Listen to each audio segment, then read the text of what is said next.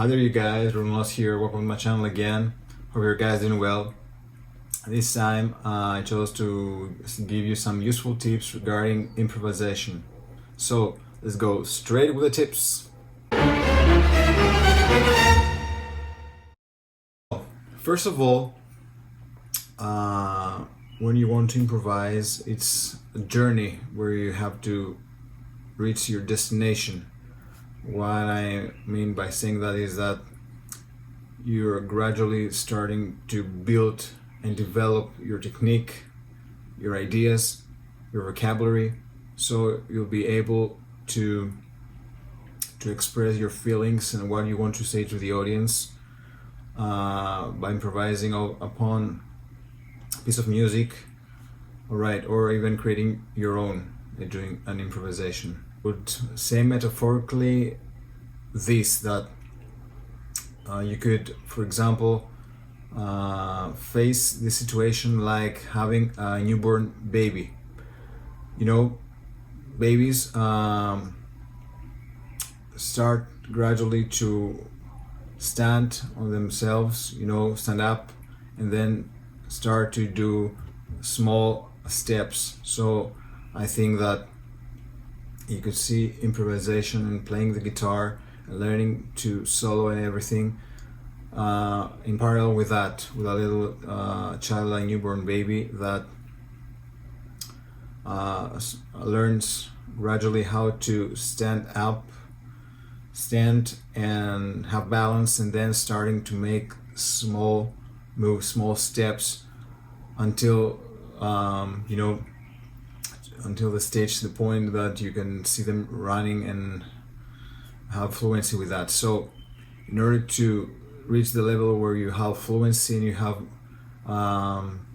reached to the level where you have different techniques, you can express yourself in different and more complex ways.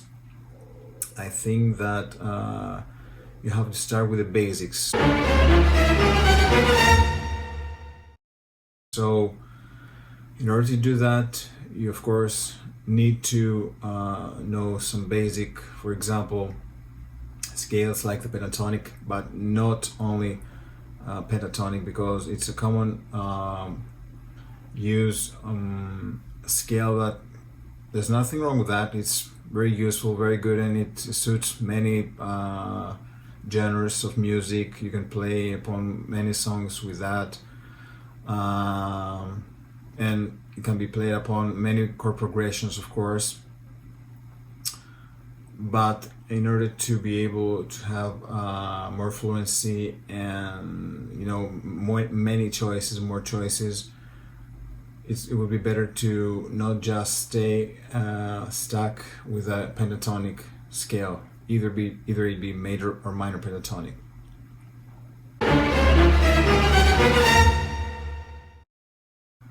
Another thing is that you theoretically could and should understand chord structures, and progressions. And what I mean by saying that is that you could study, not in depth if you don't like it or you want to go deep into theoretic things that much, but at least try with your ears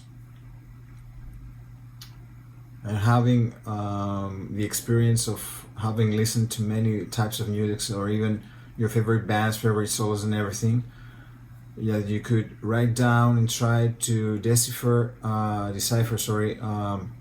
the chord progressions that are included in these songs, so that you see, for example, the cadences, the perfect cadences, interrupted and everything. I'm not going to go deep in that and tell you all the names and everything, because it doesn't matter now, but I'm just trying to show you that some chord progressions, structures may be catchy to your ear and your songwriting, and maybe that will be a better way of improvising on the guitar, right?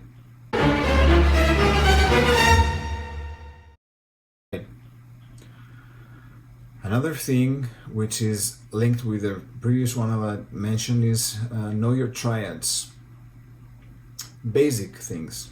I mean, chord triads. For example, major triads, minor triads, augmented, diminished, sus2, sus4. They are really useful, and their inversions, of course, which will help you not only improvising on your soloing, if you solo upon a piece of music, but also if you want to build your own and develop your own songwriting and piece of music from scratch.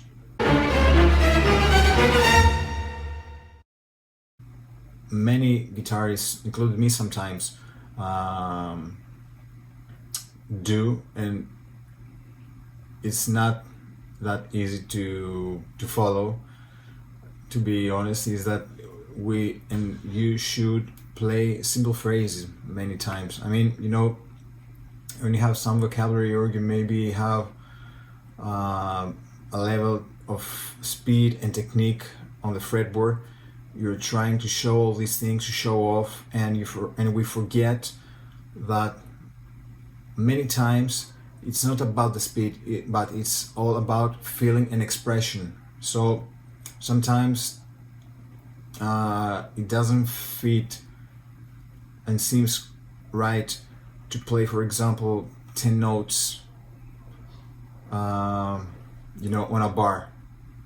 It could be either 2 or 3 notes, you know, with pauses and vibrato and bends. I mean, more expressive things, you know, that will give another feeling and dimension to an improvisation or solo.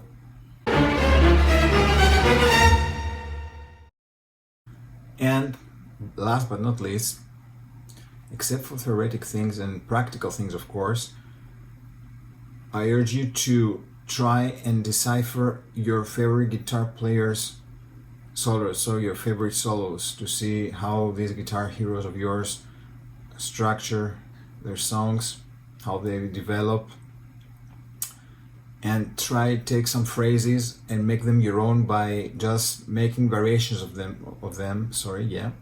And this will give you the opportunity to experiment with them, to see maybe other possible ways of playing them.